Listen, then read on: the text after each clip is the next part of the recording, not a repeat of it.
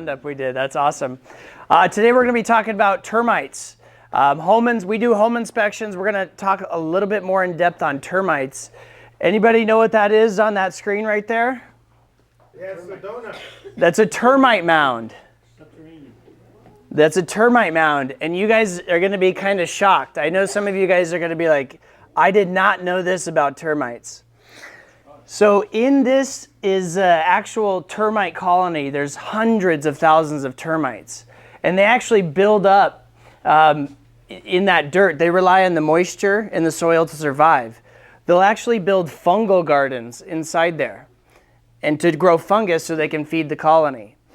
They have to be so precise within 0.1 degree in order for that fungus to grow. And they know how to do that.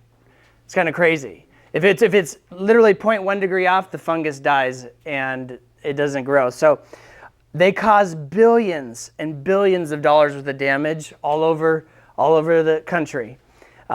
They don't sleep. Termites do not sleep. They're constantly working. Their average lifespan is between 1 to 2 years for like your worker termites. But there's a queen, and the queen is about this big. She's about this big. She lives for 30 to 50 years. Long live the queen, right? They're actually very good for the soil. They go in, they help aerate it. So there is a benefit to it. Most termites are blind. They can't see. So how do they communicate? Anybody know how they communicate?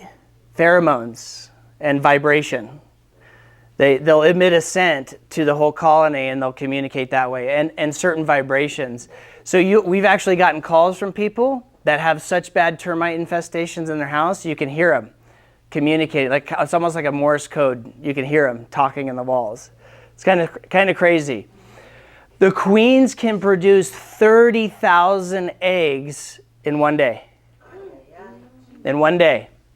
What's crazy about it, let's say we have an ant colony that's over here and a termite colony that's here.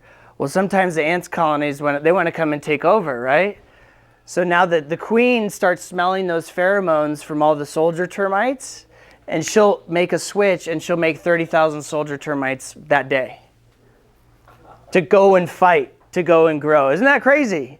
Anybody seen the movie Bugs? Or is it what's that movie? Is it Bugs Life? Bugs Life, and then it's like that. It's like that. Here's another interesting fact. You take all the biomass on Earth. Termites are 10% of all the mass of Earth. 10%. There's a lot of them. They definitely outnumber us. So termites need 3 things in Southern California. Same thing we all need. Shelter, food, and water. It's estimated that in California, about 60 to 80% of homes have termites in them. There's 2 primary types of termites. We have drywood termites and subterranean termites. And then here's their different classifications. You're going to see a swarmer termite. Those are the ones that you see flying. Those are the wings that they drop. They're going out. They're expanding the territory. They're looking for new areas. They're trying to gain new territory. Then you have the worker termite. You also have the soldier termite. You'll see the soldier termite has those mandibles. They protect the colony. And then there's a picture of the queen right here as well, and you can see the difference in sizes of the termites. Drywood termites, you're typically going to find those in the eaves up top. And then subterranean termites, where are we going to find those? In the ground. In the ground. So you can see, like, if you're walking by a property and you see these dirt tubes going up, you know those are subterranean termites because they need that soil to survive. And then you'll see some of the damage they can do. Look at that support beam that they completely eroded away. That could happen in a 3-year period of time. Once you start seeing signs of like termite droppings or termite wings, they've already been in the house for 2 to 3 years. This is another common thing you'll see, and probably see that little kick-out hole. Anybody know what that's called? It's called frass, but it's their poop. So they clean it out, and then they have one hole, and they just push it out all that hole. I was at a presentation in Seal Beach. There's a water tower there, and it's like a room. It's a water tower room, and we're sitting there, and I'm writing notes. And you hear something, and then something starts hitting all of our papers. It was termite putting the droppings out. The place was infested with termites. That building is no longer standing. I'm glad we made it out alive when we did. So a lot of the termite inspectors, you see these wings on the sills, that's what they're looking for. If they see that in the property, if they see one wing, they can call for a fumigation. That's why there's like a joke in the industry, like sometimes termite inspectors, they carry these wings in their back pocket, right? And they'll just throw one wing and they can call for a fumigation. So I do want to talk to you guys about some of the dynamics of the termite business models and some of the logic and reasoning. If you go to Northern California, a termite inspection for a condo is $295. That's the flat fee. We all can get free termite inspections here in Southern California, right? Still, so there's some companies that still offer free termite inspections. Now let's just say we're business owners and we do 10 free termite inspections. We have to drive to all those properties, right? Now we're spending gas, time, and money. Best termite companies will close 20% of their deals. A good termite company will close 2 out of 10. So what do they have to do to that price on the 2 out of the 10 that they close? They have to raise the prices if they want to stay in business for the long term. So it's kind of an interesting model. Like if you go up Northern California, it's $300-400 for a single family resident termite inspection. Here you can still get them for free. Right now we're $130 for the buyer side termite inspection. For the seller side, you just have to say, hey, it's for a seller. They're going to probably give it to you for free because the sellers statistically have a higher probability of doing the work versus the buyers. Okay, fumigations. They take around 2 to 3 days. 90% of your fumigations are subcontracted through specialized fumigation companies. The work they do for the price is amazing. You got guys carrying 200-300 pound tarps on their back, going up a ladder and putting them on the roof. And you say the price is $2,000 to fumigate, it's just like a no-brainer. The gas they use is called a Vicane gas. Vicane is the company name, but before they do, it has a 100% success rate. Now, when they go to the property, they'll actually put the tarp on the property, and they put a gas in there. I believe it's called chloropicarin, and it is a tear gas. Why do they put that in there before they put this other gas in here? They want to flush if there's any people or animals inside there. They're flushing that tear gas in there so they come out. There was a termite company a couple years ago. They did that and they heard a window break and somebody jumped out of the second story window to get out of the property. The guy was asleep underneath his bed.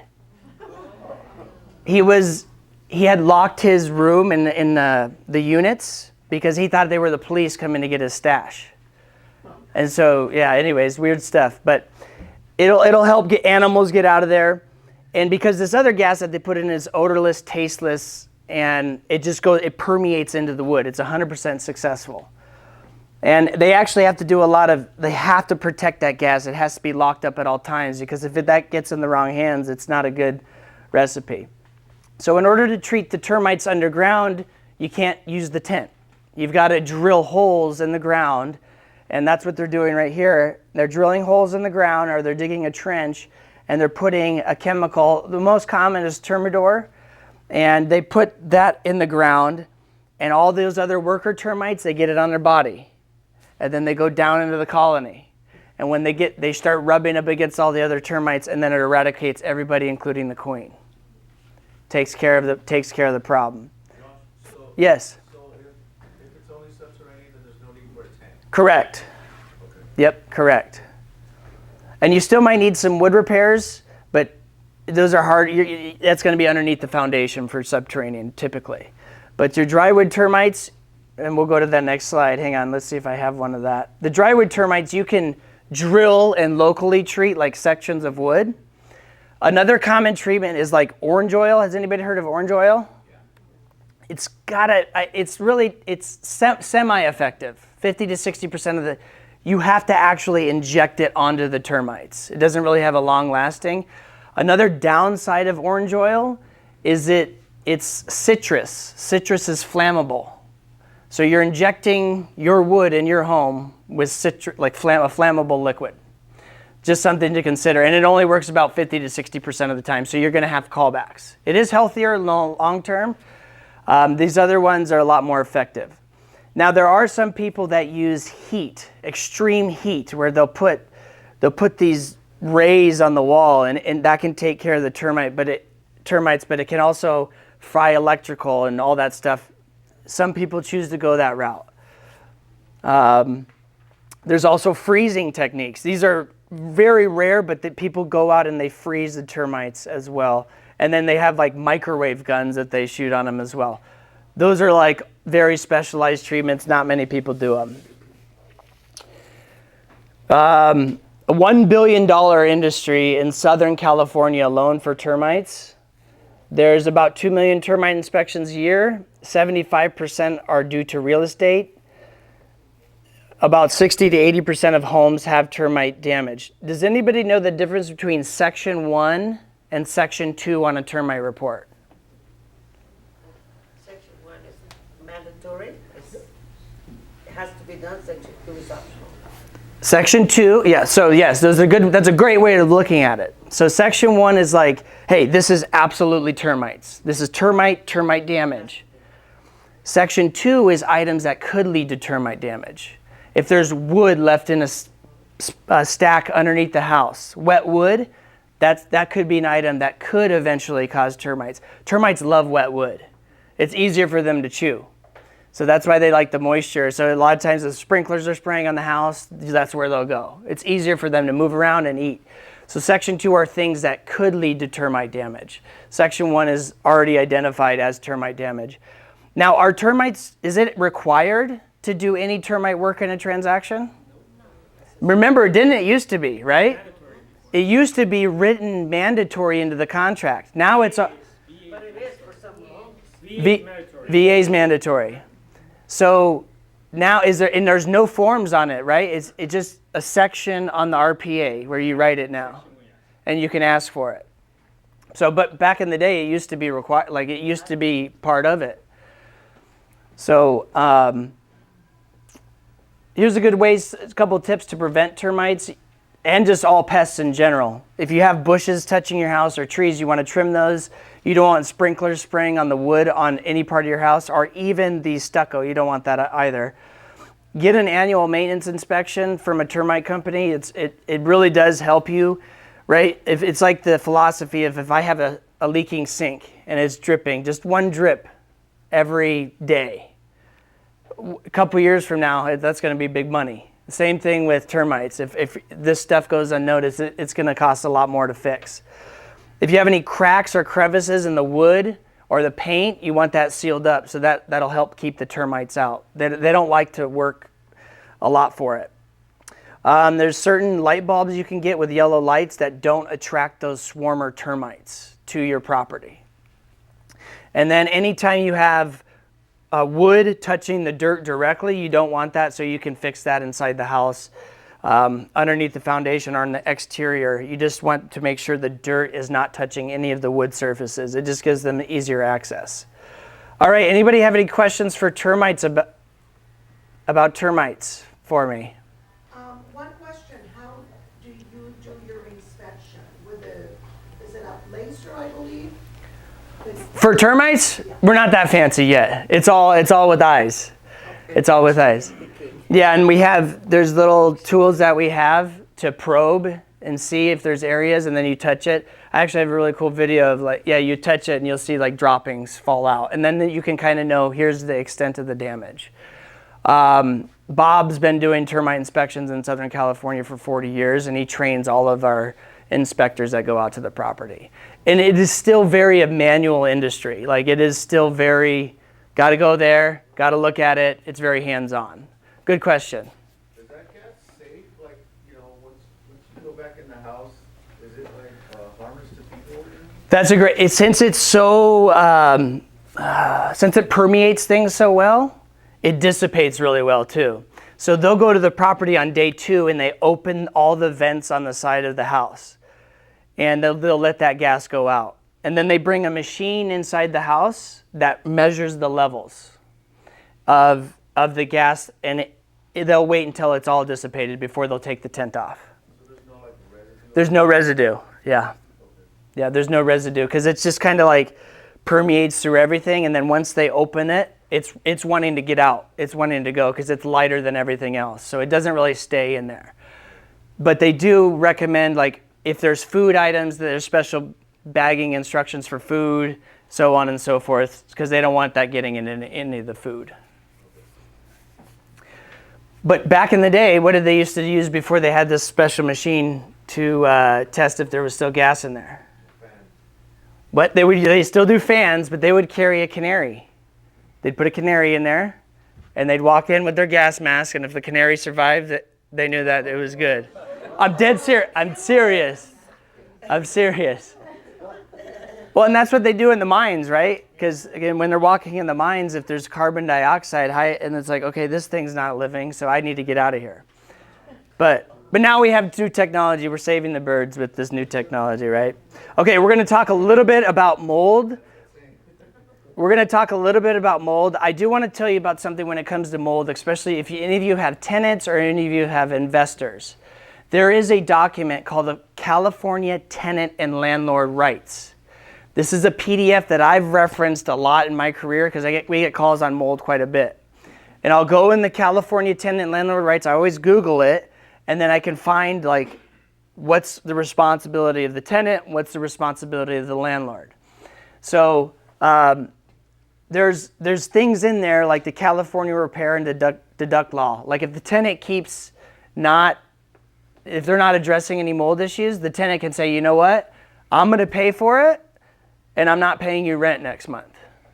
These are all outlined, but there's also protections for the landlord in there. So you guys might want to check that out, especially pages 5 and 39.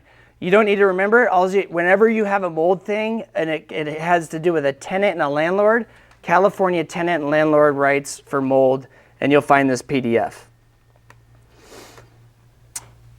So there's two kinds of things when we're talking about mold and mildew. One is mold, one is mildew.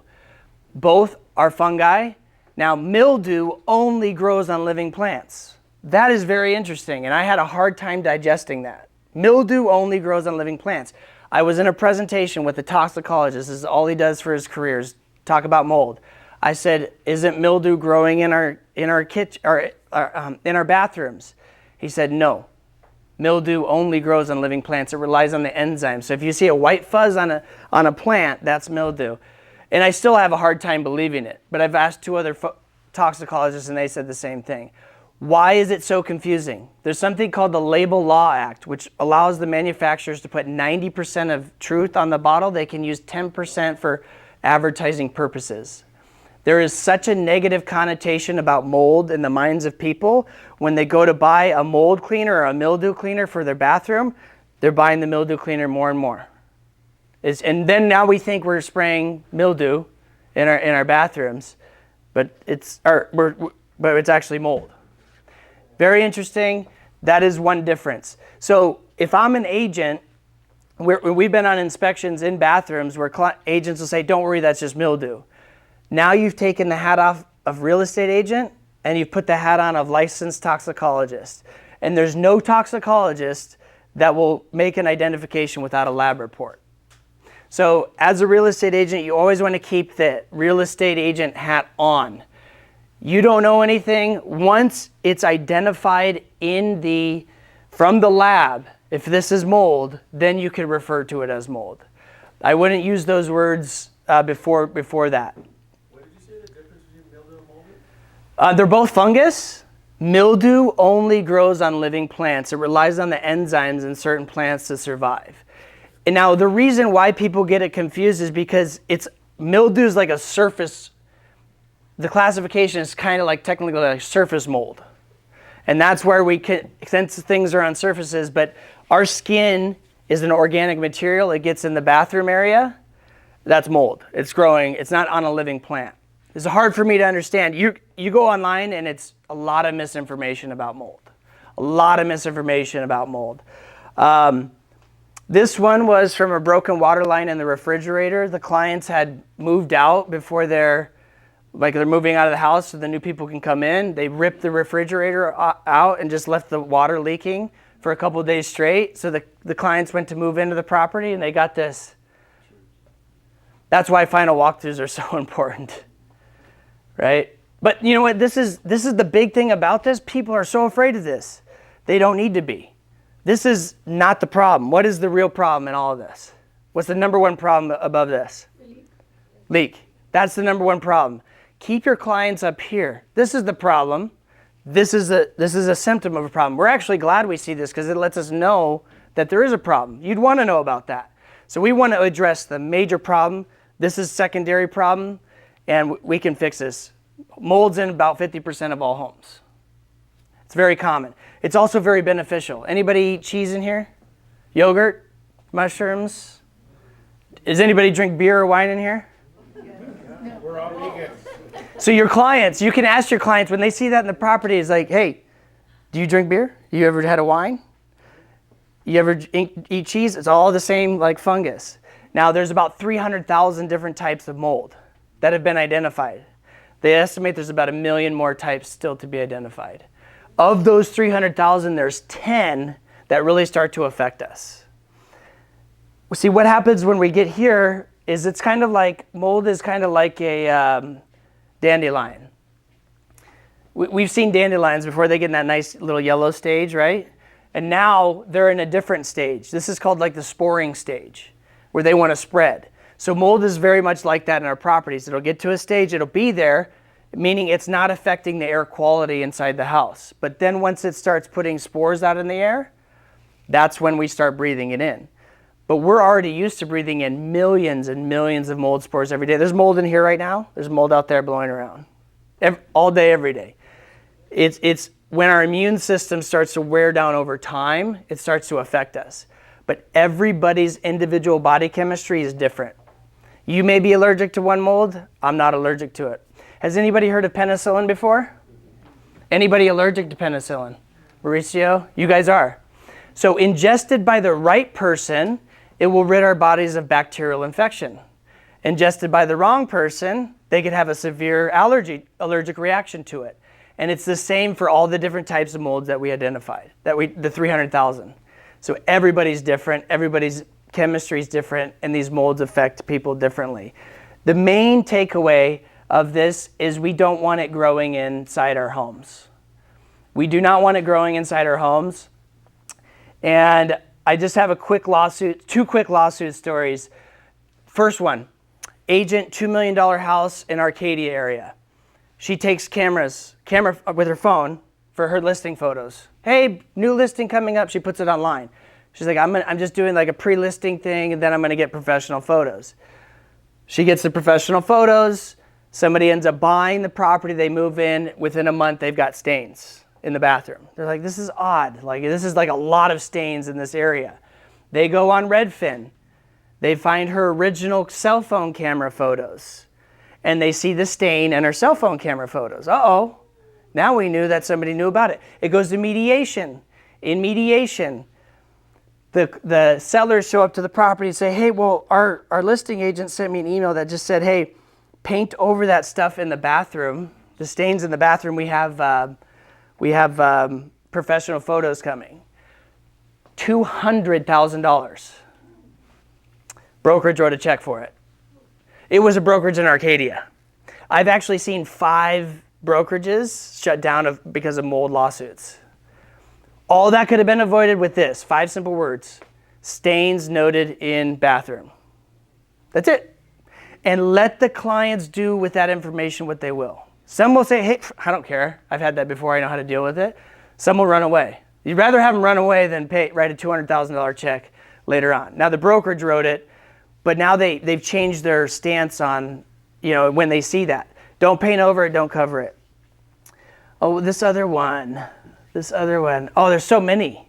This was a flip. This one was a flip, and the realtor was the investor who flipped the property, and then the new buyer came in, and the buyer ended up moving in, and same scenario. They painted over it. They just put the cabinets over it, and there was a broken main water line, like a broken sewer line that was causing moisture to come up.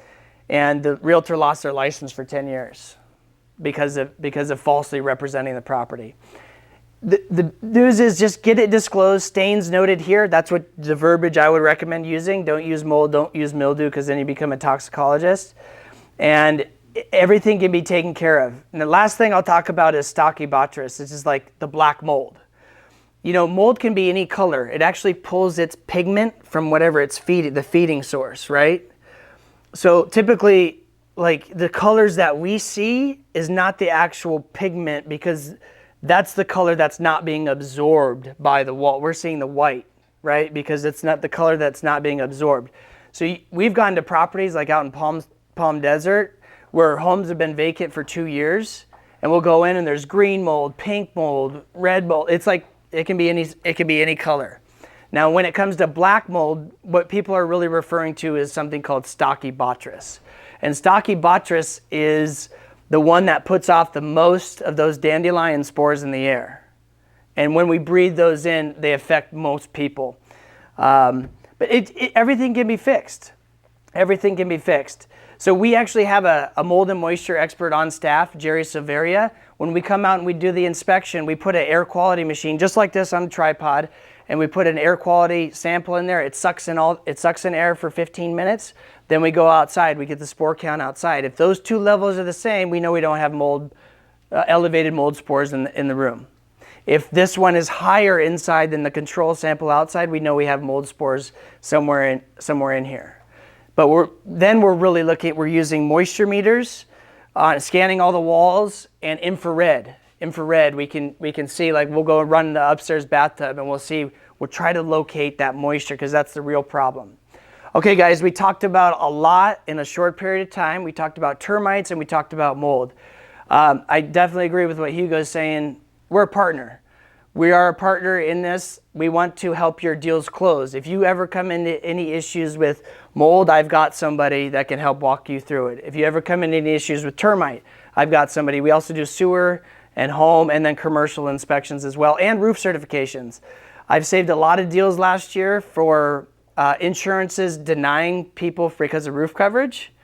Like, you guys remember this big push, right, to deny people insurance? One of the ones that they stick on a lot is the roof, because they can drive by and they can see it's degranulated.